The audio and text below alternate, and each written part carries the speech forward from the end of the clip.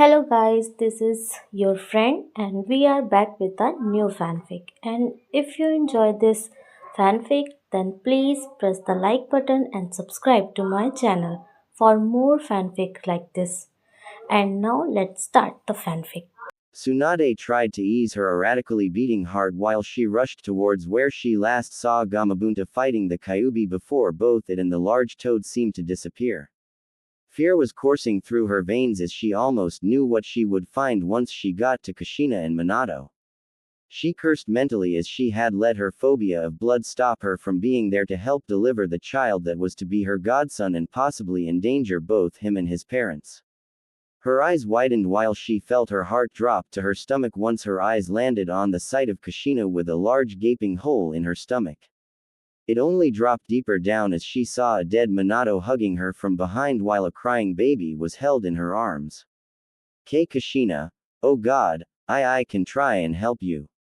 I won't let you die, she stuttered out as she shakily walked towards her, tears building up in the corners of her eyes. Despite all of this, she forced herself not to be affected by the sight of blood or the fear she could feel from it. Tsunade, I can no you can't though I am glad you made it. Kushina strained out as Tsunade crouched down to Kushina's side and was shakily handed the small baby in Kushina's arms. I can use my creation rebirth and pump it into you. I don't care if I die from it. Your baby needs his mother. Tsunade cried out before Kushina silenced her by her weak hand cupping her cheek. Quiet Tsunade, I'm too far gone. Please just listen to me, Kushina weakly said as Tsunade nodded weakly. She could see Kushina barely staying alive through sheer willpower while she held the now sleeping baby closer to her. Please look after Naruto for me and Minato. Love him for us and allow him into your heart, she said as she shakily moved her hand down to Naruto's head. Kushina I don't know if can be a mother. I know I was your choice as godmother due to me being your sensei in the past but I lost Dan and Nawaki, what if I lose Naruto? She whispered out as Kushina let out a laugh, though it was more coughs than laughs. I know, you can do this Tsunade, why you won't lose him. I chose YU as his godmother because I saw that YU could if anything happened to us. Don't let the village use him as a weapon. Protect him and love him, for the both of us, she said before she smiled at her and turned her attention down towards the now quiet baby. I love you, Naruto, my precious baby, Kushina said with a weak but happy smile as her eyes finally closed and her chest stopped moving, her hand still on the sleeping baby's head. Tsunade honestly couldn't hold her tears in any longer. I'll try my best, Kushina. I promise I will look after Naruto and try my best to be a mother to him, Tsunade thought as she gently took Kushina's hand off Naruto, giving it one last squeeze before she stood up just as her sensei and a squad of Anbu appeared behind her. Tsunade, I didn't expect you to be here. I thought you were back with Shizune, Hiruzen said with a frown as he noticed the scene before him. She's safe back in Konoha near the Senju compound, I should get back to her, she said as Hiruzen pointed towards the sleeping Naruto in her arms. Is that who I think is and is he what I think he is? He asked as Tsunade narrowed her eyes. His name is Naruto and yes he is but as his godmother if you think I'm going to allow him to be used as a weapon because of it then you have another thing coming sensei, she growled out before Hiruzen frowned and sighed. I understand but we still need you and him present for the council meeting before you leave, he said and while Tsunade wanted to object the look on her sensei's face told her this wasn't a request. Plus as an active ninja and Sanin she didn't have room to argue. Fine. Send Anbu when you need us, she said bluntly before she started to walk back towards Konoha, holding the sleeping Naruto close to her. She didn't slow down as she speed walked through the forest, unable to jump, but made sure that his blue blanket wrapped around him to protect him from the cold wind. It surprisingly didn't take her long to return to Konoha. She moderately chalked it up to her being so focused on everything she would need to raise and take care of the little baby that slept calmly in her arms and against her chest. She was brought out of her thoughts as she heard a familiar voice calling out to her. Lady Tsunade. Lady Tsunade. Thank goodness you are alright. Shizune, her 14-year-old student and the niece of her dead lover, said as she rushed up to her before stopping and looking wide-eyed at the baby in her arms. Is that? She asked before Tsunade nodded, stopping her question midway through. Yes, it is Kushina and Minato's son, his name is Naruto. Now because of a terrible tragedy I am taking up my role as godmother to raise him sooner than I ever expected, she said with a frown as Shizune, who was rather close to Kushina, who she saw as an aunt or even a sister, teared up but nodded. Well, we better get him inside and cleaned up, shouldn't we? The young girl asked as she turned away, most likely to hide the tears heard in her voice. Tsunade didn't waste any time wrapping Shizune in a one-armed hug which she quickly returned, while minding the sleeping baby cradled in her other arm. Shish, it'll be okay, but right now we have to look after little Naruto here, she said as Shizune nodded and stepped back, wiping the tears from her eyes. Yes, you are right, Lady Tsunade. I'll go and look for a cradle and some blankets for him, Shizune quickly said as she hurried back into the compound with Tsunade slowly behind her. I will have to leave soon with Naruto for a council meeting with Hiruzen, so get everything ready for Naruto and pack our things as I plan to leave tomorrow by noon latest, she said as Shizune nodded. Understood, Lady Tsunade. I'll get our things ready, her student said before she rushed off to look through some of the large Senju compound. Tsunade though couldn't help but sigh softly before a slight smile grew on her lips as the still sleeping Naruto nuzzled against her chest more, seeking out any warmth nearby to him. She wouldn't consider herself fully into the thought of being his mom so quickly, but Kushina trusted her and, with her last breaths, asked her to care for him, so she was determined to protect him and try her best. Though the sight of a rather adorable baby nuzzling against her for warmth was enough to stir something in her chest, as much as she wouldn't admit it. Lady Tsunade, I found a cradle and some blankets for him, Shizune said as she poked her head out from the main living room of the building they had been staying in for the last few months. Tsunade, shaking off the odd feeling in her chest, walked into the room to see the small wooden cradle on the floor that was just the right size for Naruto. Great timing, as I think I can sense Anbu coming our way, Tsunade said with an annoyed sigh as she accepted the blankets from Shizune to wrap Naruto in more. Just as she was about to pick up the small wooden cradle, 3 Anbu bearing a tiger, dragon, and boar mask, appeared behind them silent as ever. Did Sensei get the council put together that quickly? She asked as the dragon Anbu nodded. Well, I shouldn't be surprised since he does have a way of gathering people quickly when it is needed, she said as she pointed to the cradle. One of you carry that back with us so I don't have to hold him the whole time, as I have a feeling I might have to punch or threaten someone, she growled out slightly before the tiger Anbu picked up the cradle and the others motioned for her to follow. Shizune, you stay here and continue packing.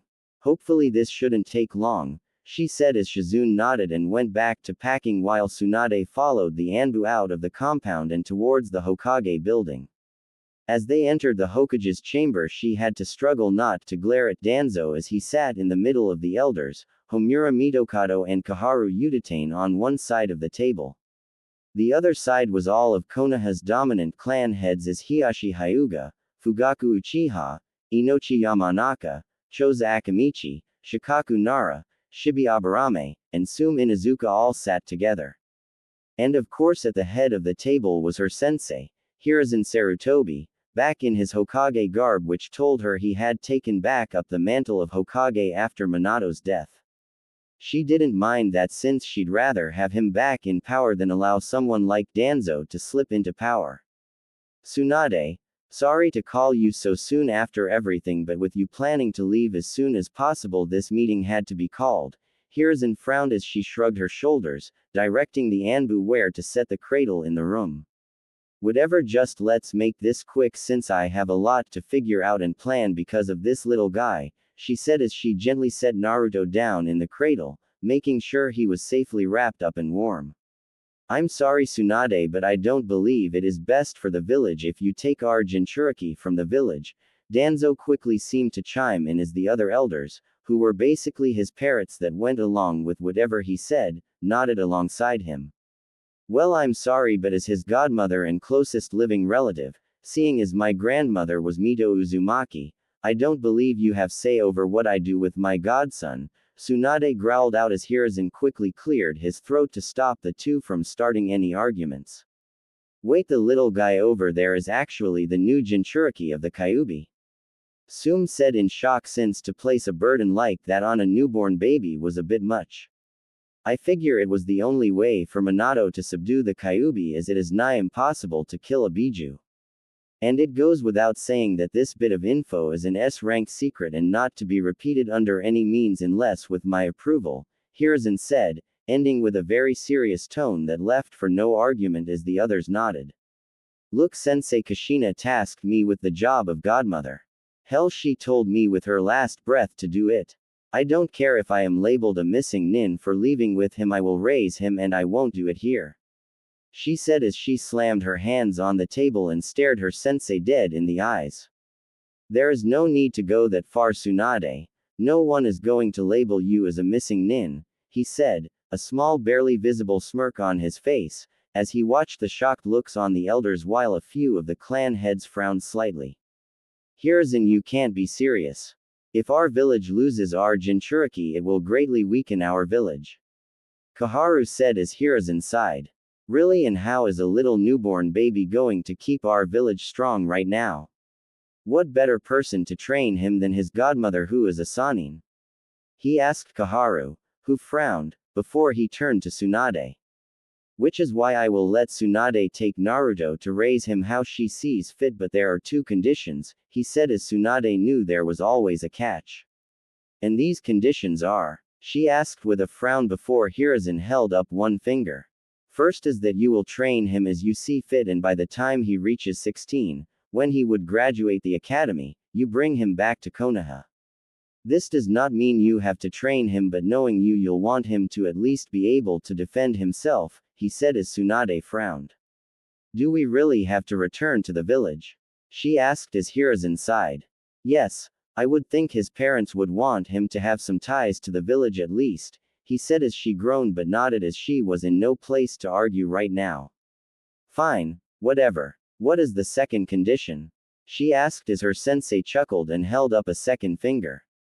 You must keep in constant contact with either myself or Jiraiya, who I will send from time to time to check in on you, Naruto, and his seal, he said as Homura stood up, slamming a hand on the table. Hiruzen, you honestly can't be considering letting Tsunade, who has a problem with drinking and gambling, to raise a child, let alone our Jinchuriki. He yelled in outrage as Tsunade slammed her hand down on the table, creating a rather large crack through the middle from the force of it and the strength behind it. I believe I can raise a child since I am a world-renowned medic. Plus, I'll have you know, since living here for the last few months I have gotten my drinking and gambling in check, so how about you shut up about what you don't know, she growled as Shikaku sighed. How troublesome. Just let the woman take the kid, as the benefits outweigh any downsides I can see. In the end, we get a possible shinobi trained by a Sanin. If Jiraiya's last student became a Hokage and her current student is shaping to be a skillful medic, imagine how serious she will be training her godchild, Shikaku said as he sighed, crossed his arms, and leaned back in his chair. I have to agree with Shikaku here, as I do not see a large enough downside to make any objections to this. Especially since he will be returning at 16 inches, Shibi Aburame said as he adjusted his sunglasses. I still object to this. We need to make our Jinchuriki strong enough to defend themselves, as I doubt he will be if he is trained to be solely a medic. If anyone is to raise and train a child, I would best be someone who can ensure he will be powerful, Danzo said, narrowing his lone eye ever so slightly towards Tsunade. You may object all you want, Danzo, but I approve of this and have the utmost faith that Tsunade will protect and care for him. Plus, this will be a great opportunity for Naruto to see more of the Land of Fire and grow compared to just being stuck in the village, Hiruzen said as Tsunade grew a smile on her face from her sensei's words. So I am free leave with the kid tomorrow? She asked as Hiruzen nodded. Yes, but do come with me to my office, as I have some things I would like to give to you privately, and this was the final topic of the meeting. He said before Tsunade nodded, already expecting her sensei to have things prepared for her as he was the kind of man to think fast and get things set up even faster, even in his old age. You all know what is needed to fix up the village. If there are any troubles, please contact me, Hiruzen said as the shinobi clan heads nodded before disappearing via Shunshin, and the elders just slowly got up and walked off, though Danzo had a thinly veiled glare directed towards her and Naruto. Bore, can you carefully carry Naruto and follow Tsunade and me to my office? Hiruzen asked as the Anbu nodded and very carefully picked up the cradle before walking off beside them up to his office. Please set Naruto down and return to your post, he said as the Anbu nodded, setting the cradle down next to Tsunade's chair and disappeared via Shunshin. Hiruzen could only sigh with a sad frown as he looked down at the sleeping baby in the cradle. For Minato and Kushina to die so quickly after little Naruto was born is a tragedy. I do not know who could have possibly released the Kyuubi from Kushina, but I will find out, Hiruzen said, his eyes filled with a fury Tsunade had seen very rarely, and it always ended with someone gravely injured or dead. Do you have any idea who could have possibly done it? Tsunade asked as she sat down in the chair next to Naruto, slowly rocking the cradle while she watched her sensei sit down behind his desk. The only ones possible to control a Biju and pull it out is an Uchiha, but my gut and everything I have seen and felt tells me it isn't an Uchiha in the village, Hiruzen said as Tsunade nodded along, trusting her sensei's judgment since he wasn't called the professor for nothing. Well, that just breeds more trouble, she said with a frown as Hiruzen nodded but waved it off. I can look into it more in depth later, though right now I have some things to give you, some things Minato and Kushina left behind for either you or Jiraiya should one of you take up your mantle of godparent, he said as he inserted a small glass cylinder into a drawer, making it pop open, before putting the two scrolls inside on top of the desk. This is the bank documents for Kushina and Minato's account, totaling in enough Ryo to take care of you, him, and Shizune for the foreseeable future. Kushina had a sizable fortune that her family gave her before sending her over, and Minato saved up a lot while working as Hokage, he said as he handed it over to Tsunade. Well, that solves the expenses needed to raise a baby right off the bat, Tsunade said as she was thankful for it, since while she might not be in debt from gambling anymore, that didn't mean she had that big of a fortune to keep her and Shizune afloat, let alone a baby as well. Hiruzen couldn't help but chuckle a bit at his student's comment before picking up the second one. This though is empty. Kushina instructed me to tell whichever godparent that accepted the role to seal up every weapon and scroll in their house and to use this, he said as he put a small vial of blood up on the desk, to unlock the house as it is locked by an immensely strong blood seal, he said as Tsunade frowned but accepted the empty scroll and the vial of blood, even though the latter made her moderately sick. Will this thing seriously be able to hold everything in it? She asked as she wasn't too well versed in seals as the extent of her knowledge of the topic extended to her yin seal on her forehead. Minato made sure of it. It might look small, but it has the storage strength and capacity of the high-quality larger scrolls. It is also only able to be opened and sealed by Naruto and one other person that I add to the seal matrix, which I have already done for you. Hiruzen added as Tsunade let out an impressed whistle as she looked over the scroll. Minato really went all out with this, didn't he? She said as Hiruzen chuckled. Well, he did want everything of both his and Kushina's put in there, both weapon and technique scrolls, for their son. You can give the contents of it to him when he eventually becomes either a genin or chunin depending on your call, Hiruzen said as Tsunade nodded understandingly before slipping the items into her pockets. I'll be sure to go and seal up everything after I get the little guy back to my compound where Shizune can watch over him for a bit, she said while Hiruzen nodded. I am surprised you are so quick to take the role of godmother, even if it was somewhat forced by Kushina's last wish. Does this mean you are welcoming the role as godmother and mother? He asked as Tsunade sighed and frowned. No, in fact I'm terrified, Tsunade said as she clenched her fists and stared down at the sleeping baby beside her. I'm afraid I won't be a well enough mother to him, or that you might lose him like you did Dan and Nawaki. Hiruzen finished for her as the sight of her fists clenching tighter was an answer on its own. Tsunade, Kushina trusted you before her death and she had faith in you until her death. You are stronger and wiser now. With every loss we suffer, it makes us stronger in its own way. Today I lost my dear wife Bawako by the hands of the one who led to the deaths of Naruto's parents, he said as Tsunade's eyes widened at the death of her sensei's wife, a woman that had been like another mother to her. But I will not allow her death to weaken me, Tsunade. It will only strengthen my drive to protect those closest to me and grow stronger to make sure I can protect them. Please, I believe in you, Tsunade, so believe in yourself, her sensei said with such a caring tone that she couldn't bring herself to look him in the face or else she knew she would possibly start to cry again. I'll try my best, sensei. I really will, she said as he chuckled. That is all I can ask, Tsunade, and remember you aren't alone. You have me, Jiraiya, Shizune, and now Naruto standing beside you when he said, smiling as he heard Tsunade chuckle with a smile of her own on her face while she crouched down beside the cradle. I know, she said with a soft sigh before picking Naruto up out of his cradle, careful not to wake him as she adjusted him in her arms. I really better get the little guy back as he is bound to be hungry soon and I still have to figure that out. Plus the whole packing my stuff and his stuff to leave tomorrow is going to be a chore, she said as Hiruzen nodded and motioned for an Anbu to appear. Go take the cradle back to the Senju compound main building for Tsunade please as she has to carry Naruto, he said as the Anbu nodded and disappeared with the cradle before he turned back to Tsunade. Do let me know if I can help in any way. I know I am going to be busy tomorrow with the full aftermath of the attack but I always have time for my students, he added as Tsunade smiled and nodded before walking towards the door. I know, sensei. Thanks again as always, she said as she and Naruto left.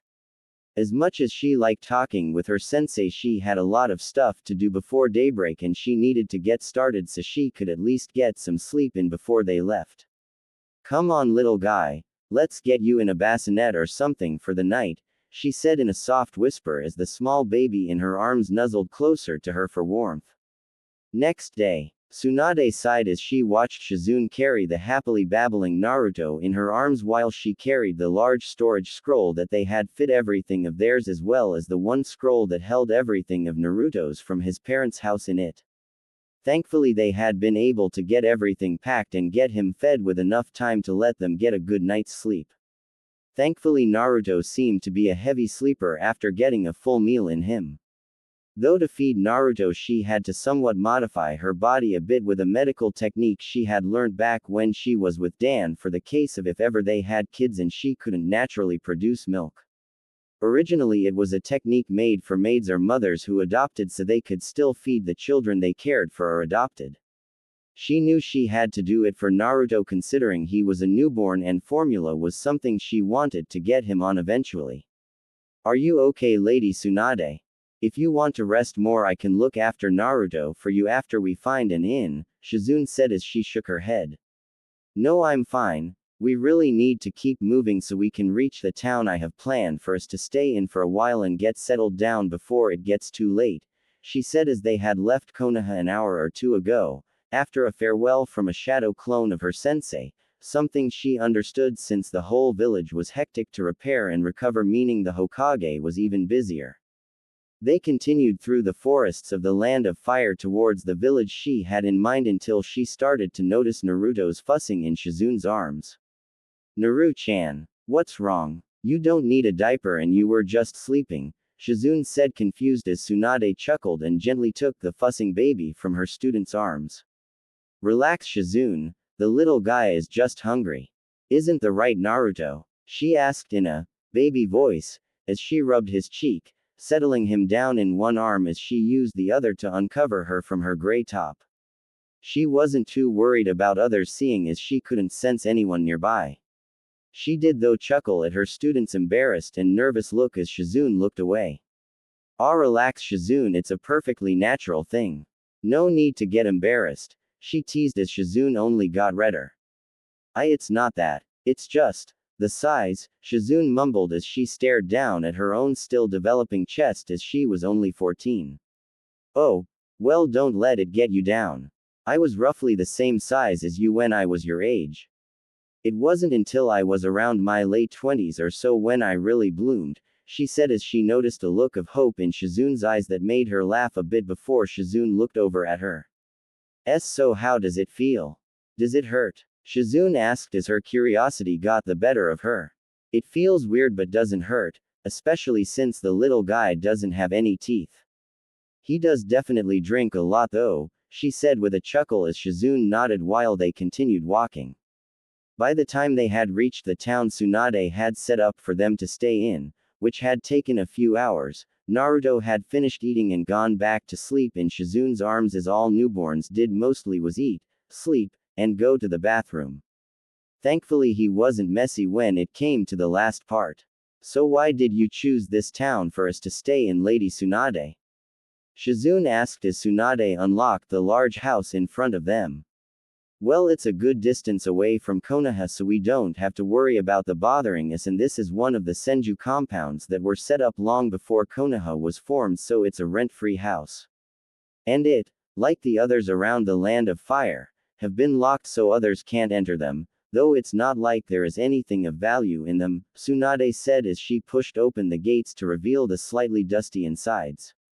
We might have to do some cleaning before we bring Naru-chan inside, Shizun said as the dust was quite thick.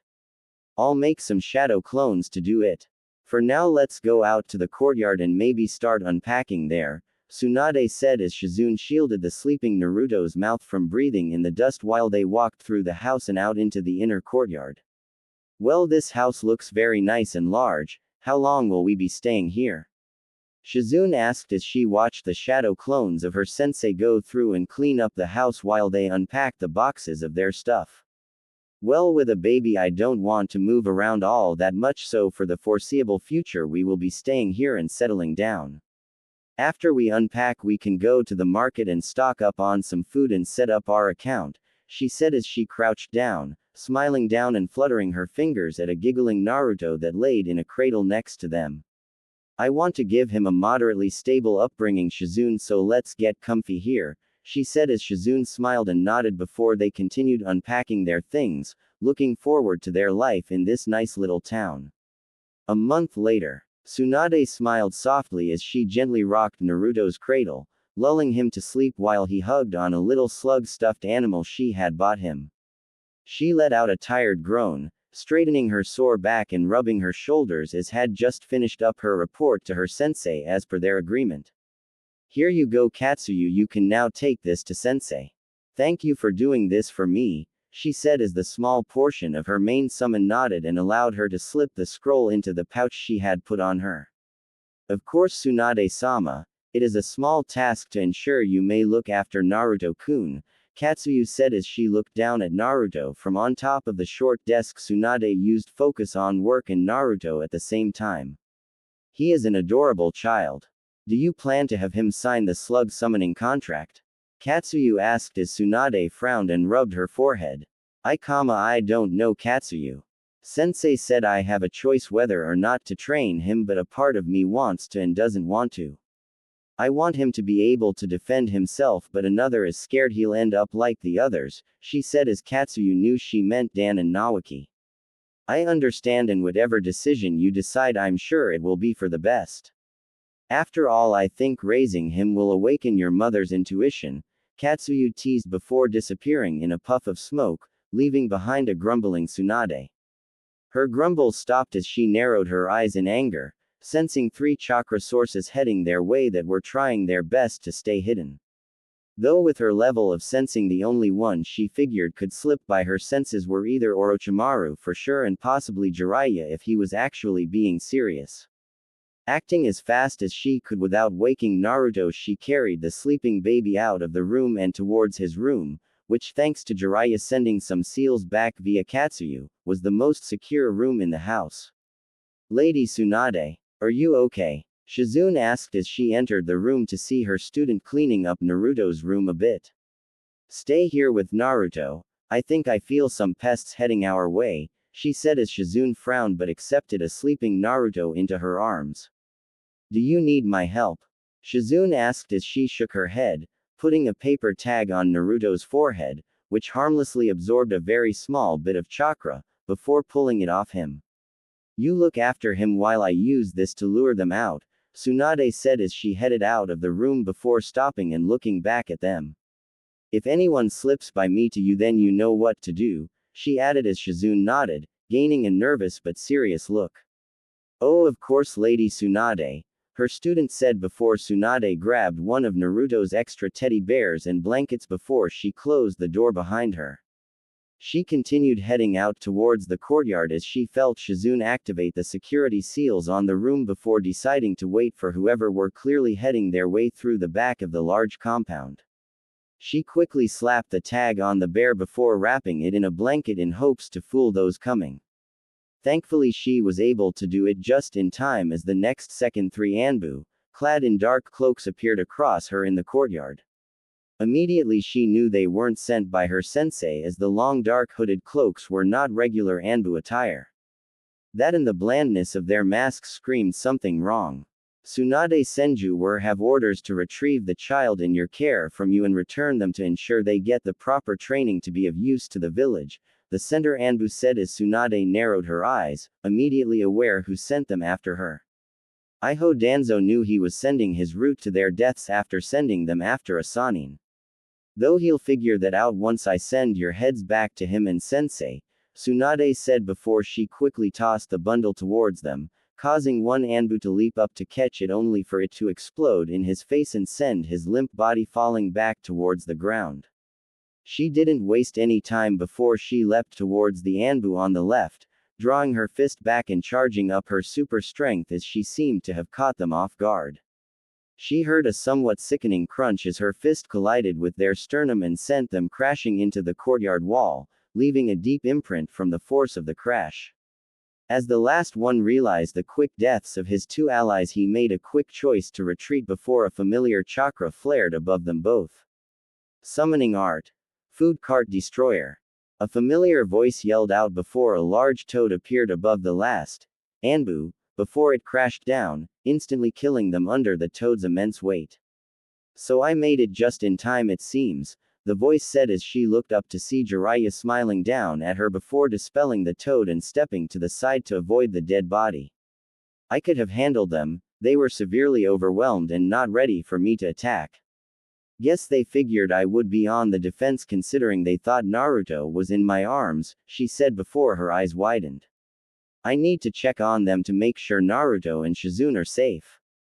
She said as she wanted to make sure, absolutely 100%, that there weren't any 4th Anbu that sneaked in another way. What should I do with the bodies? Jiraiya yelled, understanding why Tsunade was rushing off like she was. Send them to sensei. Tell him Danzo sent them. She yelled before she deactivated the security seal to see Shizune holding a crying Naruto in her arms, both completely unharmed and safe. Are they taken care of, Lady Tsunade? Shizune asked before Tsunade nodded and she handed Naruto over to her. Good, because I think Naru-chan is hungry after being woken up by the crashes, she said as Tsunade chuckled and accepted Naruto into her arms. Of course the little guy is hungry, he just had a super long nap, didn't he? She said using her baby voice, that made Naruto giggle and clap his hands happily. Oh ho ho, never have I been more jealous of a little kid, getting to suckle on those heavenly orbs. Jiraiya exclaimed behind her before she narrowed her eyes and careful spun around and sent him flying with a punch to the face, all while supporting Naruto in her free arm. Stop being a pervert, she yelled before stopping as she heard Naruto giggle louder, which made her start laughing. Ah, little Naru, do you like it when I hit the pervert? You are just so adorable. She squealed a bit while she nuzzled her cheek against his. She stopped though as she heard Jiraiya get back up behind her. Did you at least send the bodies to sensei before you came over to perv out? She asked as Jiraiya gained a serious look on his face and nodded. I sent them express delivery with the toads with a clear message. Sensei should be having some Yamanaka go through their minds and charging Danzo with whatever crime he can make stick. I'm just glad I sensed them while I was making my way over, Jiraiya said as he personally would have liked to hit that old war hawk with a Rasengan but decided Sensei would get him for both him and Tsunade. Good. I expected that man to try something but I didn't know he'd be that upfront with it, Tsunade said before looking towards Jiraiya with a raised brow. Well, are you going to leave the room? I have to feed Naruto, she said as Jiraiya waved it off. Don't worry, please continue. Act like I'm not even here, he said before he was sent flying again by a strong kick, allowing her to close the door. Pervert, she grumbled as before calming down the giggling Naruto enough so that he could start feeding. Konoha. A few hours later. Hiruzen was beyond furious as he looked over the reports from the three attackers' minds that Jiraiya had delivered to him via toads. Danzo, you had absolutely no right to ever do any of this. Sending 3 of your root Anbu after my student and a child is enough to have you imprisoned for treason, Hiruzen said as he glared across at his former teammate. To him Danzo still had the cold and calm appearance but he could see the man sweating on the inside. I did what I had to for the vil, you don't get to decide that. You do not get to go behind my back and decide to do whatever you want. Hiruzen interrupted him as the last thing he wanted to hear was Danzo trying to weasel his way out of this. As of an hour ago your route has been disbanded. Every base of yours, both above and underground, have been cleared and any route that resisted was captured or killed. You will be under constant watch for the foreseeable future and your title as elder has been removed, Hiruzen said as Danzo narrowed his soul eye. You cannot do this, Hiruzen, Danzo growled out as Hiruzen glared back. I am the Hokage. I hold the final say about anything in this village with only the daimyo above my word. You should be counting your blessings. I am only putting you under severe house arrest and not executing you here and now, he said in a cold tone before motioning for his Anbu to appear. Take this man away and ensure everything is taken care of. I don't want him in front of me anymore, Hiruzen said before the Anbu nodded and guided Danzo out of the room. The elder Hokage let out a long and slow tired sigh before handing a scroll to a toad that hopped back up onto his desk after Danzo had left. Please get this back to Jiraiya. Tell him I hope he understands, but with that incident I'd feel safer with him closer to Naruto for the time being, he said as the toad nodded and disappeared in a puff of smoke. I hope this didn't upset you too much, Tsunade, but your quick actions should have proven to you how serious you are taking things. I just hope this was an isolated incident, Hiruzen thought while he lit his pipe, desperately needing it to relax after everything that had just happened. But in the end at least Naruto was safe. 4 years later, Naruto smiled as he held his sissy's hand while they walked through the market. Over the 4 years he had grown to be a healthy height for his age while he wore a pair of blue shorts, a black shirt, and some blue sandals that his mama had picked out for him. Now Naru-chan, you make sure to stay close by and hold my hand at all times. I told your mama I'd look after you and keep you safe and you said you'd be a good boy for her and listen to me, Shizune said as he nodded with a big smile. Okay sissy. I'll be super good, he said with a serious look on his little face that only made Shizune giggle and pat his head. That's my little guy, now let's go before all the good stuff is gone, she said before he nodded and walked alongside her with a happy smile. He enjoyed spending time with his sissy and shopping was fun whether it be with his mom or her. Plus whenever he went shopping with them they gave him candy if he was a good boy. Everything was fun as he helped carry bags for his sissy before he frowned as she and everyone around him froze and they all became gray. Sissy, are you okay? He asked in a worried tone as he set down the bags and poked his sissy on her cheek. It is okay young boy, I merely made it so we can talk alone, a voice said before he turned around to see an old man smiling down at him with weird purple eyes and what looked like horns on his forehead. My mama told me not to talk to strangers. Can you fix my sissy?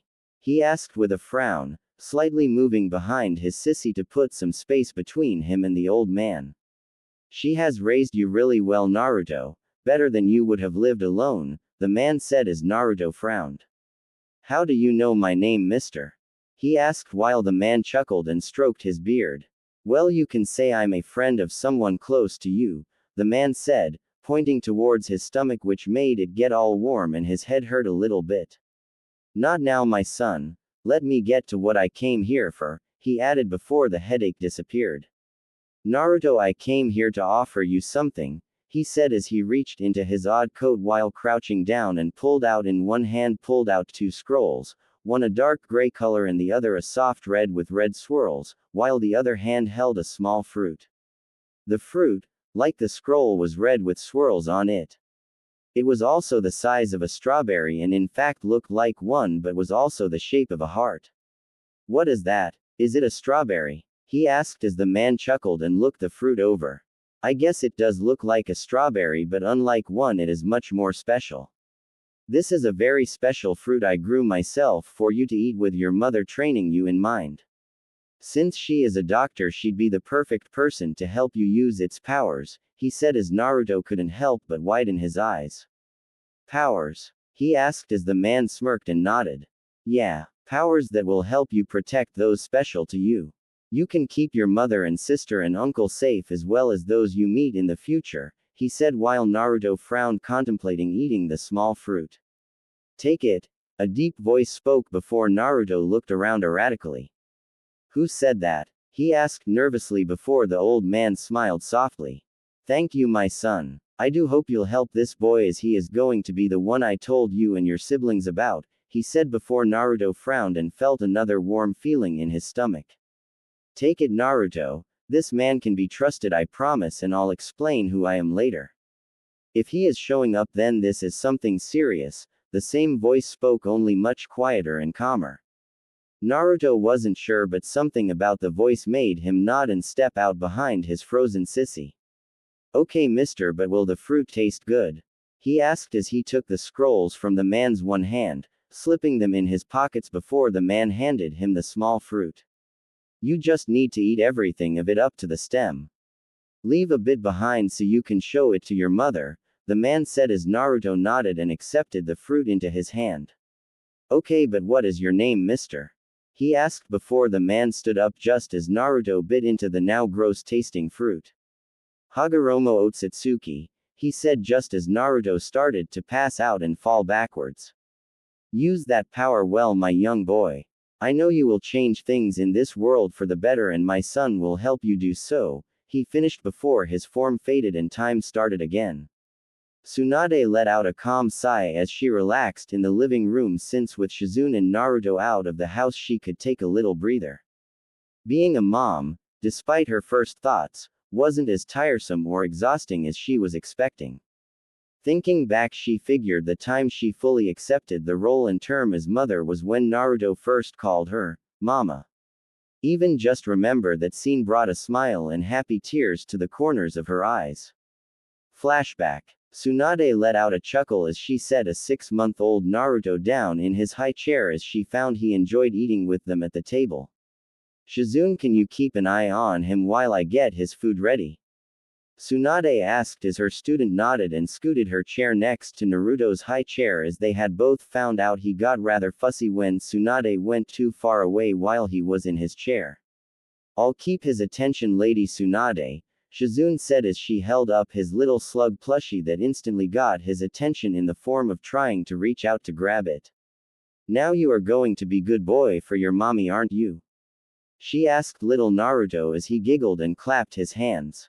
Ma. Naruto cooed out as he turned around, trying to look towards Tsunade.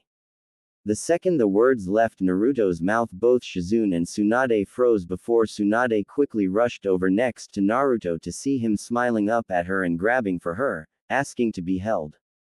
Did he just say what I think he did?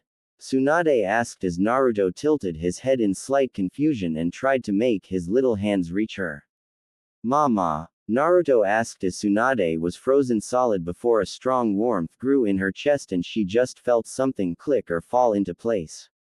She smiled as she gently picked him up from his chair and held him close to her, the smile growing as he patted his tiny hands against her cheeks with his little giggle. She couldn't stop the tears as they poured down her face as Shizune watched with matching tears. For these last 6 months she only felt a terrible feeling in her gut every time anyone referred to her as Naruto's mother, fearing that each time it would endanger Naruto more. That or it gave her the feeling like she had stolen Kushina's role from her despite being asked by Kushina to raise Naruto. Yes, I'm your mama, she whispered as she no longer felt a pang of guilt associated with the word. Flashback end. Ever since then she had basically taken up the role as mom, even more so, and so far hasn't regret a single moment of it. She honestly loved Naruto like he was her own. Of course, due to her past, this made her somewhat of an overprotective mother. Though not like anyone could blame her. She frowned, sipping at her sake, as she was a bit nervous about Shizune and Naruto out at the market, but she trusted her student to look after her son. But, as Shizune burst into the room with an unconscious Naruto in her arms, her world froze and she ran towards them. What happened? She yelled as Shizune fell to the ground, tears in her eyes before Tsunade crouched down and accepted Naruto from her. I don't know. Oh, 1 second, Naru-chan was holding my hand as we were shopping, and the next he fell over unconscious. I dropped everything and rushed over. Shizune choked out as she wiped her tears, the fear of something being wrong with the kid she saw as a little brother, being too painful for her. Tsunade immediately kicked into her medic mode, running her mystical palm over him in search of anything that could have caused him to pass out. Was there anything on him or around him when he passed out, like a senbon on the ground or anything? Tsunade asked, as there was no poison or anything in his system. Just this in his hand and these in his pocket, Shizune said as she handed Tsunade a half-eaten strawberry and 2 scrolls. I wasn't looking away from him for more than a second to place an order at the deli before he fell over. Oh god, I'm sorry Lady Tsunade, Shizune choked out before Tsunade calmed her down by pulling her in for a hug. Shish, Shizune, you did nothing wrong and he isn't hurt, only asleep. The only thing worrying me is the fruit and how he ate it without you noticing, which makes me think a genjutsu might have been used, Tsunade said, calming Shizune down as her student hugged her tightly. Can you please take Naru-chan to his room? I need to look over this fruit and scrolls you found on him. Can you also call Jiraiya back from his research at the bathhouse? Tsunade said, having a bit of a hiss at the end before Shizune, who had just finished wiping away her tears, nodded and gently picked up Naruto. Right away Lady Tsunade, she said before walking off with Naruto in her arms while Tsunade frowned and stood up. She didn't waste any more time before she hurried off to her office, of sorts in this house, and set down the scrolls on her desk with the strawberry next to it. She didn't need to waste the time analyzing it, as it was the wrong color, had odd designs on it, and its stem was irregular. This can't be true. This is just insane, Tsunade thought as she reread through it several times until she got to the point she lost track of the times she read it. Tsunade. A voice yelled behind her as the person groped her chest, snapping her out of her daze before she spun around and slammed her fist, out of instinct, into Jiraiya with a furious glare. Ow, what was that for? I was trying to get your attention since you didn't respond to anything else. Jiraiya yelled before she strengthened her glare. That doesn't mean cop a feel. Especially not when Naru-chan passed out earlier today. She yelled before Jiraiya held his hands up in surrender. Sorry. I understand the seriousness and I'm sorry, he said as Tsunade sighed and sat back down at her desk, which made him let out a sigh of relief. Shizune told me what happened to the kid. Is that the fruit he ate? Was it poisoned? He asked as Tsunade shook her head and handed him the red swirled scroll.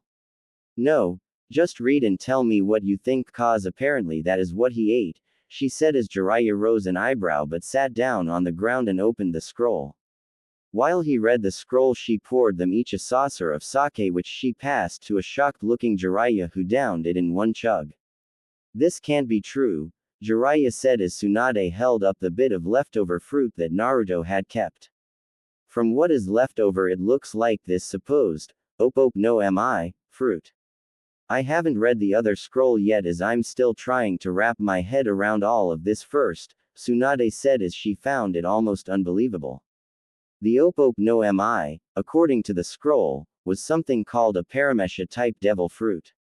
She, in all her years, has never heard of anything remotely close to a devil fruit, but then again the elemental nations was full of odd things. What made her unsure of the fruit was the supposed power to have whoever ate it be able to create a space around them where they had complete control over the placement and orientation of everything inside. The applications and benefits of fruit like this could have under the control of a medic like her or any high-class surgeon were astronomical. It honestly made her all the more unsure of it since it felt like someone gave it to Naruto knowing he was with her, someone who could train him to be a medic. So do you think he really ate it or that this is even real? Jiraiya asked as he started to reread the scroll, holding up his saucer for a refill which she filled for him. I don't know. For now we consider it both real and fake until solid proof is shown, she said while Jiraiya nodded and sipped at the sake. Does this mean you are going to train him? Jiraiya asked in a low tone, knowing it was a sore topic for Tsunade given her fear of losing Naruto. I guess now I have to so I can at least make sure he doesn't end up accidentally using this, perennial youth operation, on someone accidentally. It goes without saying that that specific technique is never to be mentioned, not even to sensei. I will not have Orochimaru hunting down my son because of his desire to be immortal, she said with a deadly glare that Jiraiya nodded along to without even looking up at her. I agree Tsunade, that is the last thing we need, he said before the door opened as Shizune stood at the door with head down. Lady Tsunade, I have laid down Naru-chan in his room. I would like to again apologize for allowing this to happen while I was watching him, Shizune said before Tsunade quickly pulled her into a hug. It isn't your fault and I don't want you to blame yourself. Naru-chan isn't in any harm and he'll be fine or better than fine once he wakes up, so please don't be hard on yourself, Tsunade said before Shizune hugged her back and cried into her shoulder, relieved that Naruto was safe and okay. I'm going to go check on Naru-chan, so please if you can you go back to the market and get our food? Jiraiya, or a clone of Jiraiya, can you go along to help her?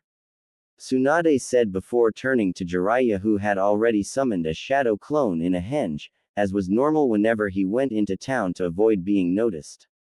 I'm going to read the next scroll to see what it says. When he wakes up, see what happened and how he got and ate this fruit, Jiraiya said as Tsunade nodded and rubbed Shizune's back before she and Jiraiya's clone left the house.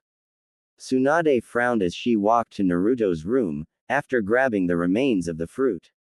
She was still a bit shaken up from this scare, but she knew he wasn't in danger. It didn't mean she was happy with him eating this fruit, but it was better than him being poisoned or anything dangerous like that. She sighed as she sat on the edge of his bed, petting his head softly while she waited for him to wake up before he did start to finally stir after a minute or so.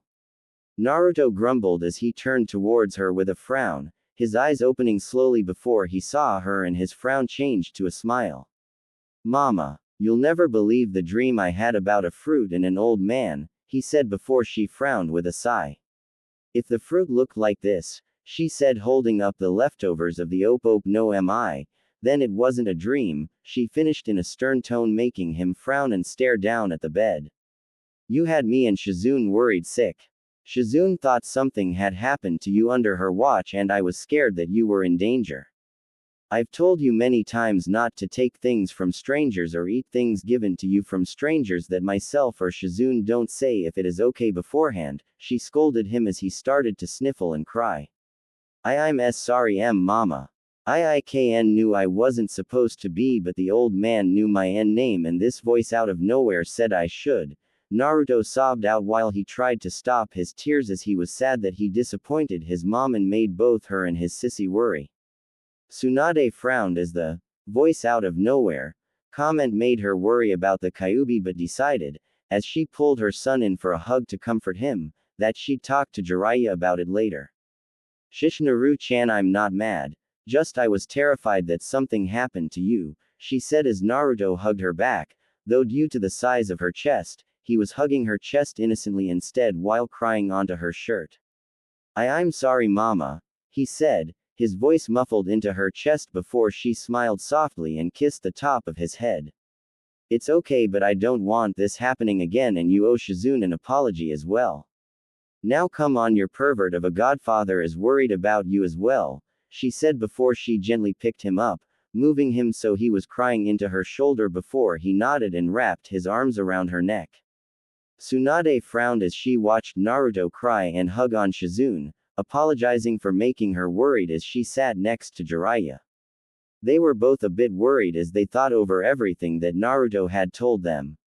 He says an old man gave him the fruit and a voice in his head told him to do it as well. You checked his seal, right? Tsunade asked as Jiraiya nodded. There is no way there can be any decay on it this earlier at all. His seal is the strongest Jinchuriki seal out there. Plus there is the name of the old man, Hagoromo Otsutsuki. That is the name of the sage of the six paths in all recorded legends of him, Jiraiya said as Tsunade sighed and downed the saucer of sake in her hand, not being one to drink nearly as much as she used to with Naruto around, but after a day like this she needed a little extra. What did you find in the second scroll? She asked as Jiraiya rubbed his forehead with a groan. According to the scroll, the boy might have another power in him called Haki. Apparently it can allow its user to sense spiritual energy, use life force to defend oneself, and overpower enemies with your willpower. Those are the basic things, as sensing spiritual energy also acts like the Sharingan's ability to predict the movements of others among other things, he said, already feeling a headache from everything this changed and could bring on for the young kid. I also looked over the Ope no Mi's powers, and based on the notes made by Hagoromo himself, it might be best if later down the line we teach Naruto how to use a sword alongside being a medic and a surgeon, Jiraiya added, expecting a refusal from Tsunade only to get a nod from her. He'll use Kushina's sword and we'll look for a teacher, she said, not needing to even look at Jiraiya to know the somewhat shocked look on his face. You can stop looking at me like that. It's not surprising when you think about it. If he really has all of these powers, it would be more stupid if we didn't train him to handle them or use them. My main concern is keeping my son safe, Jiraiya. If training him ensures he won't die like Dan or Nawaki, then so be it, she said before she stood up and cracked her neck. We start really training him when he turns 6, giving us 10 years after that to get him to a level to ensure he will be safe. Until he becomes 6, we'll focus on awakening his chakra and chakra control. We'll both train him and he'll sign summoning contracts for both slugs and toads. You use your network to find a teacher to train him with a sword and we'll bring him here, Tsunade said, as if she was going to do this then she was going to pull out all the stops, as this was one person she refused to lose. 4 years later, 8 years until Konoha. Tsunade watched with a stern eye as she overlooked Naruto's medic training, as for the last 2 years, ever since he turned 6, she had started him on his training and was impressed by how well he was able to progress. Early on in their training she had been open with him about everything, about the fruit, his latent Haki powers, and even being a Jinchuriki, all of which he had accepted better than they had thought. She also made it clear that he didn't have to, as she was not going to force him to do anything he didn't want to do. But thankfully it seemed being a medic was something he wanted to do, and the fruit only magnified it. You are doing really good, Naru-chan. Your mystical palm is doing great, Shizune said as she watched Naruto focus on keeping a fish alive, something he had been doing for the last 5 minutes. Tsunade, at first, was a bit unsure how his chakra control would be with him being the Kyuubi's Jinchuriki as well as an Uzumaki. But to Jiraiya's and her surprise, his chakra control was as good as any normal kid his age, or even better. It made them recall how the Kyuubi had told Naruto it would help him back with Hagoromo gave him the Ope no Mi. Okay, but let's see how your room is coming along, Tsunade said as Naruto stopped his mystical palm and nodded before holding his open hand above the fish. Naruto closed his eyes as he focused his energy in his hand before a circle of what was best described as blue energy spun under his hand. It took a couple months at first to create, the first time being very difficult and taxing, but now he had gotten the hang of creating his room. Room, he said as the circle expanded from his hand, casting the area around him in a thin and faint layer of blue that always showed up inside the room. How does it feel? Tsunade asked as he smirked and shrugged his shoulders. It feels fine, Mom, not really like how it used to be where it was tiring to hold up. I think I even made it larger than last time, he said with a smile as every time he made a room they had him do it at this exact spot so they could track the size. Tsunade nodded, looking around the room for any signs of flickering, proof that it wasn't unstable, before turning to Shizune. Go check and see how far it reaches. Last time it was just out to the courtyard, check the marker we have up, she said before Shizune nodded and went out to check. Don't push the size too much, Naruto, focus on keeping it up and stable rather than further out. Once it becomes second nature, then you can spread it out. Better to have it stable than large right now, she warned him as he nodded before Shizune came back. It is a bit larger, at least by a yard or so. I moved the marker now, Shizune said while Tsunade nodded and turned back to him. Now I want you to amputate the fish, keep it alive and use tact to manipulate it before piecing it back together perfectly. This time, like the last couple times, I will not mark the fish. Amputate it in more than once, she said as he nodded and picked up the scalpel next to the fish. He didn't hesitate as he cut the fish into 3 pieces, its head, body, and tail. There was no blood from the cuts as his amputate ability allowed anything cut in the room without actually harming them. Tact, he said as he lifted 2 of his fingers upwards, causing the pieces of the fish to float into the air in front of him. Tact, alongside another technique of his called shambles, allowed him to manipulate anything inside his room. The others watched as the pieces floated in front of him, this exercise helping extend the length of time he can control tact while in his room. Over the years he had basic control over all of his powers, the only ones that he had true trouble with a few abilities, and the last one was more that he couldn't form it larger than a Senbon needle. Okay, that has been 5 minutes, a good 2 more than last time. I don't want you to tire yourself out yet as you still have hockey training with Jiraiya. Now all you have to do is piece them together, Tsunade said as he nodded and lowered the pieces of fish back so that they now hovered inches above the table. Naruto focused as he slowly made the pieces move closer before he had the head reattach with the body. He felt his forehead dampen a bit as he was focusing hard on lining them up correctly before he finally connected the tail with the rest. He let out a sigh, dispersing his room before his mom walked over to inspect the fish before she ran her mystical palm over the fish. He was a bit nervous before she nodded with a smile. You pass again, you lined it up greatly. None of the scales seem off like last time and everything inside the fish lines up and is reconnected as well. We'll move up to more pieces tomorrow, but you are progressed greatly, she said as she kissed the top of his head, since while he might be training and growing he was still her son and little boy. Thanks, Mom. I've been working really hard, he said as she ruffled his hair with a chuckle. I can tell now, don't push yourself too far with Jiraiya as I don't want you to get too tired, she said before he nodded and left the room after giving her and Shizune a hug. He is really progressing greatly. I think he's well past needing to practice the mystical palm on a fish, Lady Tsunade, Shizune said as Tsunade nodded and sealed away the practice fish before rolling up the scroll. I know, but I don't want him using his fruit's powers on others yet as he still needs to move up to it. I figure if the Kyuubi pitches in the burden will lessen, but from what Naru-chan has said I think he still needs to talk with it more before it sinks together with him, she said as Naruto's relationship with the Kyuubi was odd. The two of them had met a few months ago, and while it seemed less than thrilled about being sealed away, it did say it would lend him chakra once the two had connected. According to the Kyuubi, because he had only been in Naruto for 8 years, it wasn't enough time to connect their 2 chakra pathways or acclimate Naruto's to its chakra. It said that forcing the process would make Naruto lash out in rage as the body of most Jinchuriki reacted in rage from the raw power of a Biju's chakra. For now Naruto could access a tailless cloak that could last for about 5 minutes. The Biju also mentioned how its other main focus would be negating his weakness to water by keeping his body energized, as it liked to put it through the seal. Though by doing this it had unintentionally messed with his chakra nature, giving him not only his natural wind affinity but an insane water affinity, one that, through a message carried to them by Naruto, could theoretically make him how her great uncle Tobirama was with water.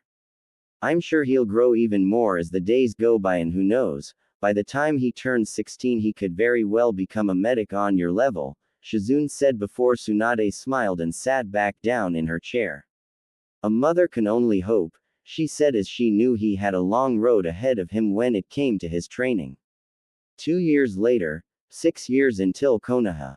Naruto groaned as he dodged another paint pellet that Jiraiya and his clones fired at him through Senbon launchers in an attempt to train his haki, more specifically his Kanbunshoku haki.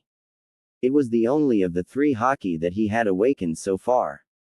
It more or less was, as Jiraiya put it, his observation haki, and it allowed him to sense others, even those concealed or too far away when he got better at it, as well as limited precognition, which was what Jiraiya was training right now. Over the last 2 years he had continued training under his mom, sister, and uncle. He had even signed the slug and toad contracts, the slugs being mainly for helping his healing and toads for combat. Mainly over the years he trained more in his fruit's powers, taijutsu, haki, and even some chakra exercises that would help him use wind and water jutsu. Another thing that had progressed over the years was his and the Kyuubi's connection, to where he could now use one tail of its chakra. This one tail was a major boost, especially when he channeled it into his devil fruit abilities to power them instead of summoning a cloak around him. Right now he was training in his speed alongside his haki, as being able to see the attack ahead of time was only useful if he could dodge it. It was a bit difficult to see the attacks, as apparently it worked better with attacks that had murderous intentions behind them. Seeing as Jiraiya couldn't make it believable they were training him to sense any attack, hence why he was having trouble and being hit by so many of them. Okay, I think that's enough for today, Jiraiya said as he stopped, dispelled his clones and walked forward. What? I can do more, Naruto said as he still felt he had some energy left in him to continue for another 5 minutes or so. No can do, your mom hates it when I bruise you up too much. You are doing better though, as you are getting hit less and less each time we do this, Jiraiya said as he counted at least 10 less hits than last time. He knew it wasn't lucky dodges or him memorizing a pattern, as he always made sure he attacked with a different pattern than before. And relax, kid, you don't have to push yourself. You are 10 years old, no need to go crazy on the training. Now come on, go wash up before Tsunade yells at me for ruining your clothes, Jiraiya said as Naruto groaned but nodded before walking off towards the baths of the minor compound. Jiraiya chuckled as he was impressed by Naruto's progress, as not only had he dodged more of the hits but, from what he could see, the kid was in the process of awakening Busoshoku haki or armament haki to protect him a few times subconsciously. He noticed how a few times where the hits didn't leave a mark even though Naruto didn't dodge the pellet. It wasn't to the point of hardening, but it was enough to protect him from a few hits. The kid keeps surprising me, he thought with a chuckle before a slug appeared on his shoulder. Oh Lady Katsuyu, what can I do for you? He asked as the slug nodded. Milady needs Naru-chan, apparently it's really important. The Raikage found Milady and is requesting her help, but she is unable to, so she decided to call for Naru-chan, Katsuyu said as Jiraiya frowned, not liking how a cage from another village not only found them but was requesting her help. Should I come along with him or keep an eye on them? Jiraiya asked before Katsuyu shook her head. Milady said everything is fine, as he seems more frantic to get the patient he brought healed than anything else, the boss slug summoned said as Jiraiya rose an eyebrow. Who is the patient? He wondered, since if it was enough to make a cage get frantic it must be someone related to them. It's his niece, apparently the only blood-related family he has left, Katsuyu said while Jiraiya nodded with a frown, understanding the frantic attitude of the cage. I'll send him as soon as he gets out. I'll tell him to hurry, shouldn't be too long, he said before she dispelled. Haim, what have you got yourself in this time? He thought with a sigh as he went off to tell Naruto he had to hurry, best not to keep a cage waiting. Minus 30 minutes later. Naruto frowned, a bit unsure why his mother called him down to the clinic his mother had set up in the town they lived in, deciding she might as well help around while she was there. It had also allowed him to practice on living people when it came to the mystical palm. Normally he either went with her in the morning or not at all, as she also didn't like interrupting his hockey training with Jiraiya. Are you Tsunade Senju's son? Akumo Anbu said before Naruto nodded, a bit unsure why an Anbu from one of the major ninja villages was in their small town. Please then come in, the Anbu said, slightly bowing as he moved away from the door, allowing him to walk in the room. This is your son, the medic you said could help my niece where you couldn't. He's as young as my niece. The man Naruto quickly figured to be the Raikage, by his outfit and appearance alone, yelled before his mom pinched the bridge of her nose and let out a sigh. Yes, and now let me explain. She yelled before the Raikage glared at her, although she was unaffected. I called my son because you wouldn't leave and demanded I save your niece, who has a condition that I cannot cure. My son on the other hand can cure, and if it gets you out of my hair before your being here causes too much trouble, then I might as well call him, she said before turning towards him. Mom, what's going on here? Naruto asked as he was confused how he could cure something his mother couldn't. Though after thinking about it more his eyes widened as he came to understand what she meant. Wait, you want me to? Yes, she said, interrupting him as she sat down in her chair, Shizune standing beside her as the Raikage stayed standing beside the girl on the bed with a blonde-haired man next to him. I want you to use it, find out what is wrong with her and heal her. But before that, Raikage, I want you and your men to swear never to tell anyone what you are about to see, she said as the Raikage's bodyguard, a man named C, glared at her. Why should we? We owe you nothing, Konoha dogs, C said as Tsunade shrugged her shoulders. Then I guess the patient won't get cured. This isn't something you can negotiate. Either you agree to my terms or I send a message to my sensei, who is acting Hokage, she said as she had no problem threatening them, as her main concern, above all else, was her son's safety. The only reason she was even remotely going along with this was because how the Raikage was acting. He wasn't the stern and militarized thinking man that she had heard about, as right now he was a concerned uncle scared about losing his niece, as she was all he had left, something she could understand. You dare threaten, I'll do it, the Raikage said, interrupting C as he looked up at Tsunade. The fourth Raikage of Kumogakure, swear no one here will repeat anything they see, that goes for myself, C, and the Anbu outside. I don't care if the brat has the Sharingan, Byakugan, or whatever other thing that made you call him down. If he can save my niece, that is all I care about, the Raikage said, his tone cracking as he held the small hand of his niece as she laid sleeping on the bed. Good, now that we have an agreement, Naruto, make a room, she said as Naruto frowned before a nod from his mother told him it was okay. Over the 2 more years he had gotten to the point where making a room was like second nature. It no longer took that much energy to make or keep up, and he had extended it to the point that he could enclose the whole compound in it if he wanted to. Now, scan her and figure out what is wrong. It should be obvious when you take a look, she said before he nodded and held out his hands in front of him. He took a calming breath, trying not to let the Raikage's gaze affect him before he channeled his fruit's energy into his hands and waved it across the room before he frowned as he looked over at his mom. She has tumors littered throughout her body. None of them seem cancerous, but they are still harming her, especially the one near her heart, he said before his mom nodded. She has 10 tumors, no doctor has been able to remove them due to where they are all located. The one near her heart is the most dangerous, as others were too afraid to try and remove them, the Raikage said as he sat down next to his niece's bed. Please, if you can, save her. I know Konoha and Kumo hasn't been on greatest terms, but she's my family, besides my adopted brother, she is all I have. I've raised Mabui since her parents died in the Third Shinobi War, and I can't lose her now, said before Naruto nodded. I'll do my best. I should be able to help her, but you will need to stand back as I need a lot of space, he said as a nodded and stepped back with a still glaring C stepping back with him. He frowned as he looked over the girl. She was undoubtedly pretty, and if he had to guess, a year older than him most likely. She had dark skin and light gray hair that went down to her shoulders with two bangs framing her face. Now please don't freak out at this next part, Raikage, but she will be fine, Naruto said before he furrowed and summoned a small Senbon-sized construct of green energy from the tip of his finger. Take your time, Naruto. Go slowly and carefully with your gamma knives, Tsunade said as Naruto nodded and slowly inserted it into Mabui's stomach, where he could see the first tumor.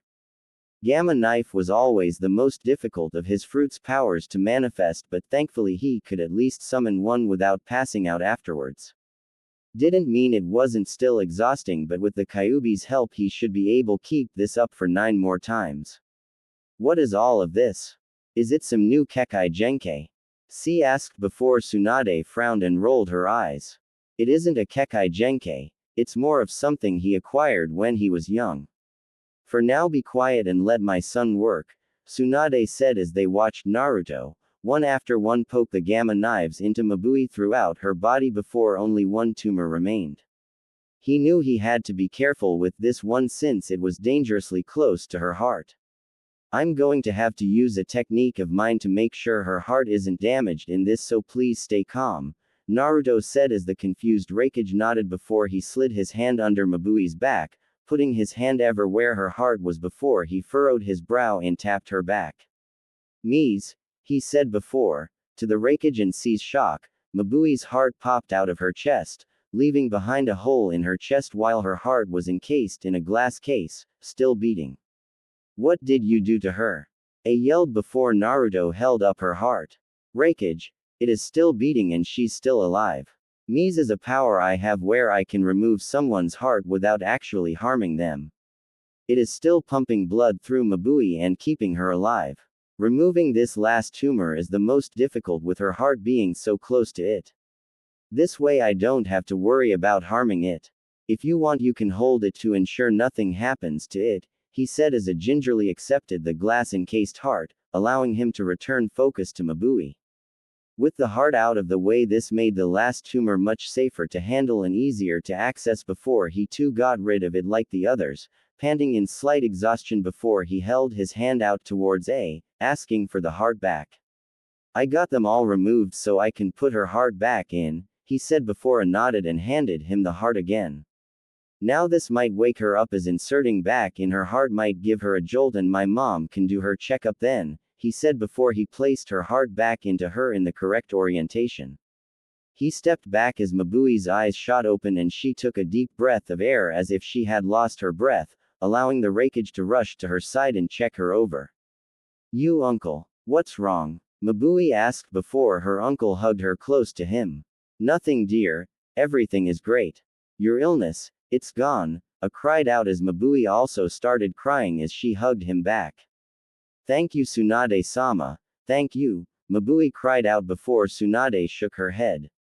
It wasn't me, thank my son if anything, she said as she pointed towards Naruto who was sitting next to Shizune, exhausted beyond belief as that was the most times he had ever created gamma knives in a row. It was also the first time he used Mies on a human before, though he wasn't about to admit that to the Raikage. Why you cured me? Mabui asked as Naruto weakly nodded. Yeah, but don't worry about it, I'm just happy to be of help you, he said before she got off the bed, with help from her uncle, and sat down on the ground in a deep bow. You saved me when no one else could. For that I promise to be of use to you and stay by your side. I will repay your act of generosity, Mabui said as both Tsunade and Naruto widened their eyes in shock. Wait, there is no need to do that.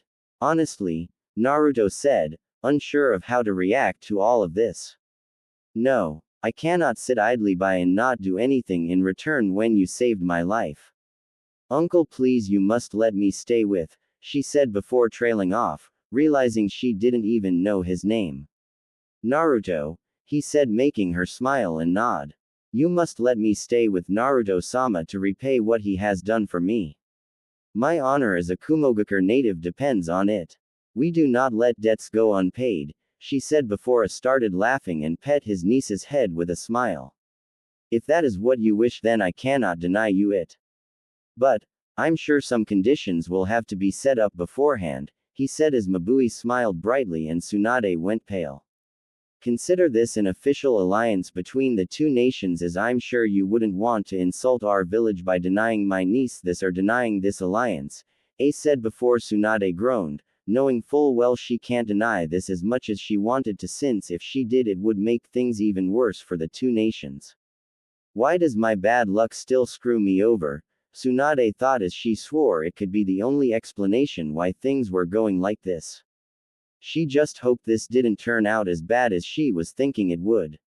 She could already feel a headache coming on as she watched the small girl that her son had just saved hug onto her tired son's arm with a warm smile. Okay, that's enough, Tsunade said as she pulled the two apart. Shizune, can you take Naruto and Mabui out of here? Raikage, you can send C with her, but we need to talk. Alone, she said as a nodded and motioned for C to go with them, leaving the two of them alone in the room. I know you must have some issues with this, but I hope you can have an open mind about it, A said while Tsunade sat down with a sigh. Open mind is a bit hard considering how your village in the past tried to kidnap an Uzumaki and a Hyuga in the past, and with the Hyuga your village demanded the body of the person who killed the kidnapper although you had no right. So I'm sorry if I'm very skeptical, she said as a frown and sat down on the edge of the bed. I know my village in the past has made many mistakes, and the Hyuga incident has been one of my greatest regrets so far. The supporters of my father's strict reign devised the kidnapping event and whispered in the ear of the head ninja of Kumo to make him do what he had done. When I figured out what my elders had done, not only did I strip them of title and power, but I have tried my hardest to make up for it, he said, clenching his fists tightly before he reached into his pocket, pulled out a scroll, and handed it to her. For the last 7 years I have been carrying around this scroll in hopes to finally be able to return this body to Konoha and make amends. I refused to let them touch it after they tried to break the seal on his forehead. Now, with me meeting you and my niece becoming infatuated with your son, I hope this can allow me to atone for the sins of my nation and return this to you so you could return it to their clan and be given a proper burial, A said, surprising Tsunade immensely as she accepted the scroll.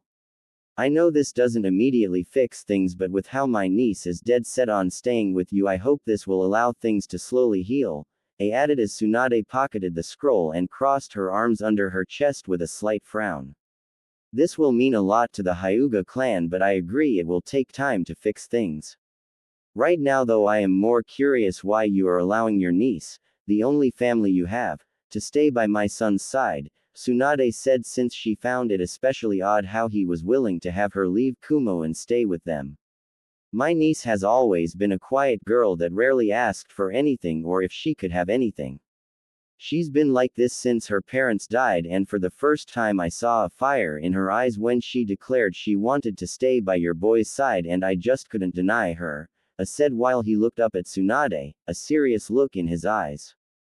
So please think about this, and if you do decide to allow this, you will have Kumo and my full support if you are ever in need, A said before Tsunade waved him off with a sigh. Fine, if she and you are so serious about this, then there is nothing I can do to stop this. That, and I know it's for the benefit of both sides at least, Tsunade said as she stood up and followed suit as he smiled at her.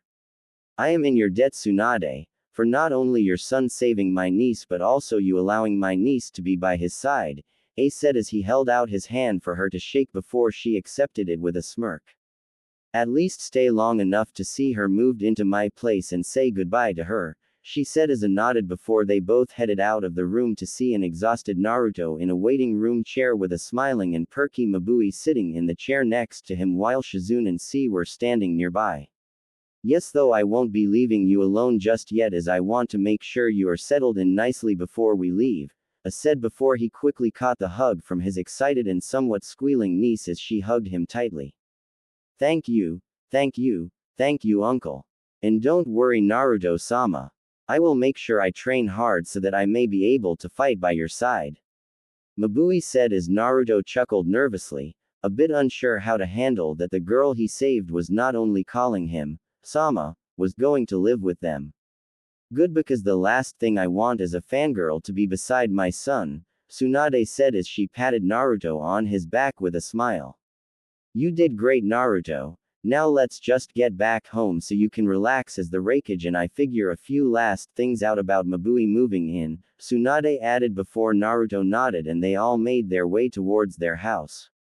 Once at the house, Naruto was quick to head to the baths to wash off the sweat that had caked onto him from using so many gamma knives as well as Mies for the first time on a living person. Mabui though was more excited to be shown around the compound by Shizune, with C tagging along, allowing A and Tsunade to share a drink alone where she explained her situation. She was thankful though that Jiraiya was nowhere to be seen as it allowed her to have some more one-on-one talk with the Raikage. If Mabui is to stay by his side, I figure she would join him as a ninja, in which I'd hope to make her a Kumo representative and Kumo ninja as well to solidify things.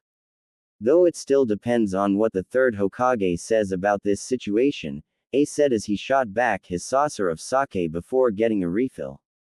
My sensei is a reasonable man, so he shouldn't have a problem if I explain everything to him, she said as a nodded. So is your son going to be a medic like you, or are you making him an all-around type shinobi? I asked before Tsunade sighed and set down her saucer.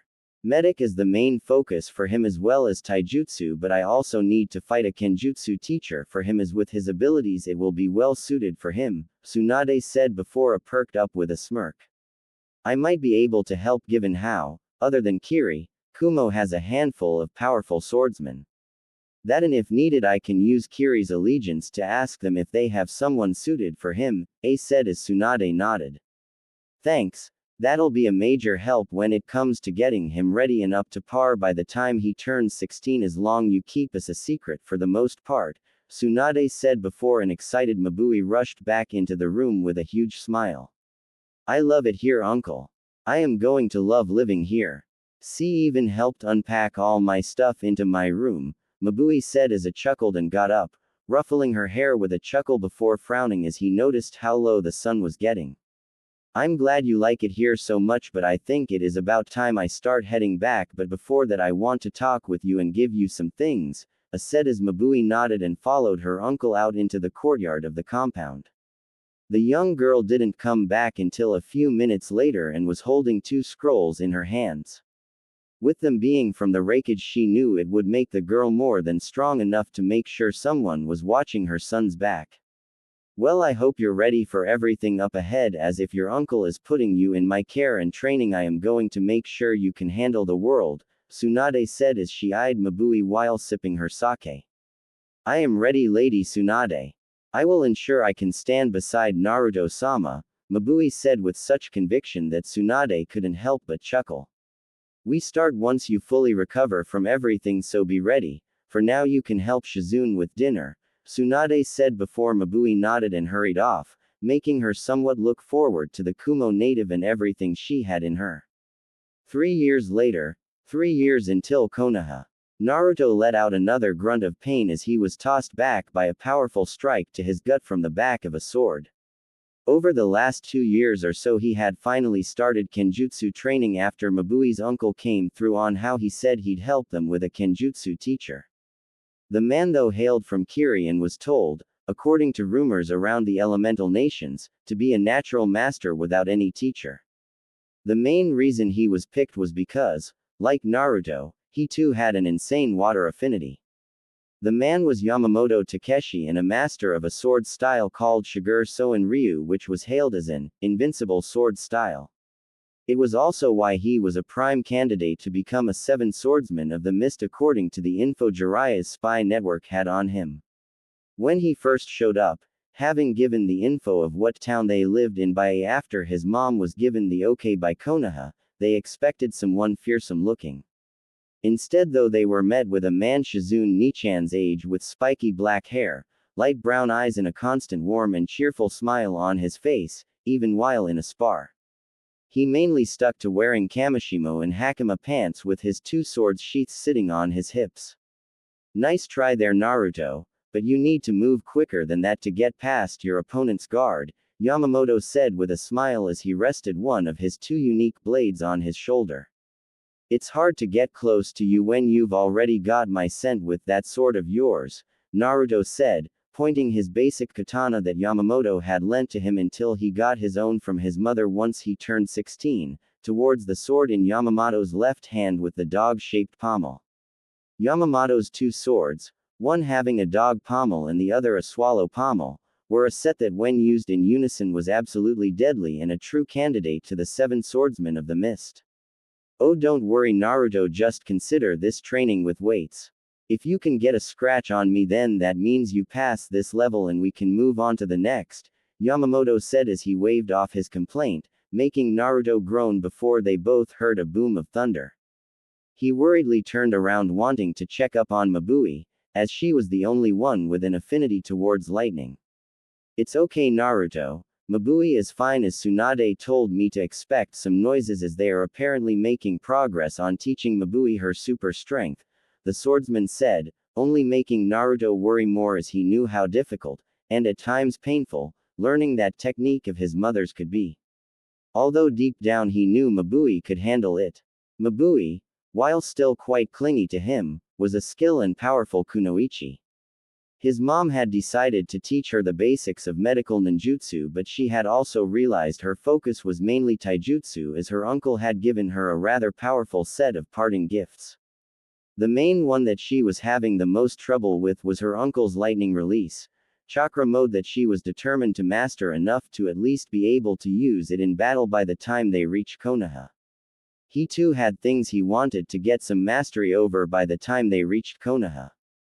Thankfully they were welcoming towards Mabui, enough not to refuse her passage into the village, after the Hokage explained things and returned the body of the Hyuga member that those going against the Raikage's wishes had demanded. All in all, he was a bit excited and a bit nervous to head there once he became 16. Excited because of the new people he'd meet and help with the training his mom gave him, and nervous about how they all will react to who his mom is and his powers. In the few years since curing Mabui's tumors, he had increased his control over his fruit even more, to the point he could create a room with minimal difficulty and he could make it large enough to almost cover the entire town they lived in. Though they had done the test at night to hide the blue tint his room brought forth. His hockey training with Jiraiya had allowed him to get to the point he could use his Kanbunshoku Haki much easier to use, and he had even unlocked his Busoshoku Haki and some minor Busoshoku Koka, a technique that hardened his body even more than normal Busoshoku Haki. Although the most he could code in it so far as was half of his forearms or half of his calves. Right now though, according to his mom, training in Kenjutsu and learning to use it in conjuncture with his fruit was the last step of his training besides elemental ninjutsu, both of which Yamamoto was teaching him. How about instead of getting a hit in on me, you show me at least one offensive and defensive stance starting now? Yamamoto quickly said before he charged at him with incredibly speed, leaving Naruto little to no time to react, immediately putting him on the defensive. Naruto gritted his teeth as he tried to use his haki to help predict his teacher's movements, but while he could see them he wasn't nearly fast enough to react in time. Thankfully his haki was also helping defend him against his attacks. Stop being so tentative and block better and attack for once. A familiar voice yelled out as Naruto grit his teeth and started, with help from the Kyuubi, started to summon water around him from the moisture in the air. Over the years, whenever he got the time, he meditated in an attempt to get closer to the beast he held inside him. The two of them got along well enough to the point the Kyuubi was willing to lend him a hand with his chakra much more willingly. They even worked together to the point he could handle 2 to 3 tails of his chakra without losing control. Shiger Soen Ryu. Second stance, rolling Ra-and Naruto thought as he waved up the water around him with his sword, blocking Yamamoto's strikes before crouched down and dove through an opening in the walls of water. Now from defensive to offensive. The Kyuubi urged on as he went into his next stance, using the water walls as a mirrors to reflect his image. Shiger Soen Ryu. Ninth stance, duplicate Rahan. He thought quickly as he used the mirrors as a distraction to attack from above only for his sword to clash against Yamamoto's swallow pommel sword. Very good Naruto. While it was a bit slow to gather water and create the walls for rolling rain, you moved into duplicate rain very skillfully. That should be enough for today. Tomorrow we'll work on your speed at drawing water and ways to fill your battlefield with it without wasting any time, Yamamoto said, his usual laid-back smile adorning his face as he ruffled Naruto's hair, making him groan but nod. Why don't you go check on your mom and girlfriend and see how they are doing? Yamamoto said, making Naruto blush a bit as he coughed into his fist, a bit caught off guard with the girlfriend comment. She's not my girlfriend, she's just someone that feels they owe me something due to me saving them, he said as he struggled not to slug his teacher as he started to laugh and pat him on the back repeatedly. Whatever you say, Naruto, I'm going to go take a dip in the hot springs and relax, Yamamoto said with a smile as he walked off, leaving Naruto alone before he started to walk off towards where his mom and Mabui were training. He has a point, kid. She is basically your girlfriend with how much she follows you around and hugs on your arm, the Kyuubi said as Naruto groaned and felt his cheeks heat up as he remembered how much she did that, a blush that only grew once he turned the corner and saw Mabui crouched down panting as she wiped sweat from her forehead. Naruto-sama, are you done with your training? Mabui asked, seemingly forgotten about her exhaustion as she ran over to him with a warm smile on her face. Yeah, Yamamoto-sensei said I was done for today after a good few hours of training. How goes your training with my mom? He asked as he saw smoking craters littered around the courtyard. It went well. She's handling my strength better than I thought and even more so in conjunction with the bits of lightning armor she can conjure, his mom said as she walked over with a smile before she ruffled Mabui's hair, which made the 13-year-old girl smile and blush at the compliment. So where did Jiraiya train you like he was supposed to today at all, or was it all Yamamoto? Tsunade asked as Naruto chuckled and rubbed the back of his neck with a sweat drop. Well, he was there in the beginning of it but then ran out claiming a research emergency, he said as Tsunade groaned into the palm of her hand before she cracked her knuckles. You two stay here and relax after training, I'm going to break his skull, she growled out as he chuckled and watched the ever-familiar sight of him mom going off to beat up his uncle for being a pervert, or super pervert as Jiraiya himself always announced himself as. I swear it is still surprising for one of the Sannin to be such a pervert, Mabui said as she remembered the first time she had taken a dip in the hot springs with Tsunade and Shizune, only for the medic to suddenly throw a small basin at the corner of the room, which resulted in Jiraiya falling from the ceiling. I'm sorry that was your first meeting with him, he said as Mabui giggled and waved him off, patting his arm with a smile.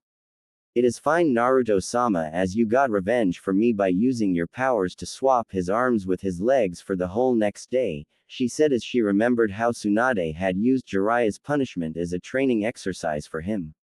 To be frank, I was going to do something like that to begin with after my mom told me what he did as peeping on you is just messed up, he said with a light blush that grew as Mabui hugged his arm tightly with a big smile. Well, I'm just glad I have you looking after me like that, she said as she hugged his arm tighter before letting go with a smile. I promise though that by the time we move to Konoha I will be able to stand by your side and keep you safe as well since, she said before stopping and staring down at the floor before she shook her head. Since what? He asked as she looked up with a smile. It's nothing, Naruto-sama, but if you want to know you'll have to wait until we make it to Konoha and we both pass the test, she said as she stuck out her tongue slightly before hurrying off, leaving him confused while the Kyuubi just laughed in his head. Relax, kid, don't let it get to you. Just focus on training for the next few years and getting your powers fully under control, the Kyuubi said as Naruto frowned confused but nodded as with only 3 years left, as long as that seemed, he knew it passed by faster than he figured, so he needed to stay on course with his training. 3 years later, finally to Konoha. Tsunade couldn't help but stare at her son from the doorway of his room as he continued packing and feel a mixture of pride and worry. She found it hard to believe that the little giggling baby she had brought home 16 years ago grew into what stood before her. Her boy was now easily 6 feet tall, his spiky blonde hair still defying gravity with two spiky bang framing his face and the sapphire eyes that looked over everything in his bag. His choice of outfits was nice, considering it was the outfit Shizune bought for his recent birthday. The outfit consisted of a pair of black sandals, dark blue cargo pants, a long-sleeve black shirt and an orange vest jacket with a black fur-lined hood. On each shoulder of his shirt bore the symbols of the clans of both his mothers, hers on his right and Kushina's on his left. Also around his neck and strapped to his waist were two very important items. Hanging from his neck was her grandfather's necklace, as she had finally decided to give to him, as for once it felt right where the necklace couldn't curse him. While her necklace was special, the item strapped to his waist was much more special, as it was his birth mother's sword, the same one she used to gain herself the title of Konoha's Crimson Shinigami. The blade itself was an odachi-length katana that was sheathed in a black sheath decorated with red circles split evenly into thirds.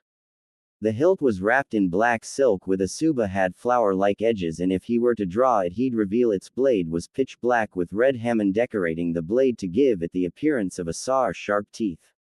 It was a legendary sword passed through the Uzumaki for generations before it was gifted to Kushina as she left Uzushiogakure as a kid, and its name was Shisui, or clear autumn water, and given Naruto's insane affinity towards water it all seemed to fit into place.